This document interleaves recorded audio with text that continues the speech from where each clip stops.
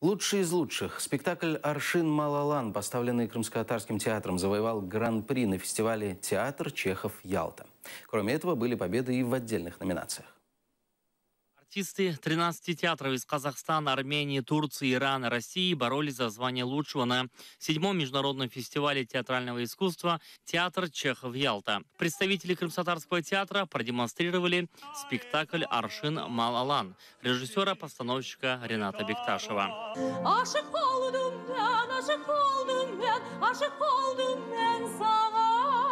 В итоге этот спектакль победил в номинации «Лучший музыкальный спектакль», а в итоговом голосовании члены жюри единогласно признали эту постановку лучшей на фестивале.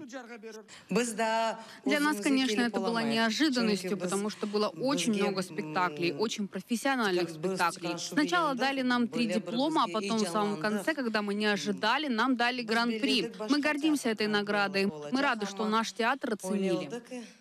Специальной наградой был отмечен актер театра Эльдар Джелилов за лучшую мужскую роль второго плана и артистическое обаяние. Эльдар отмечает, это не только его успех, это успех всего коллектива.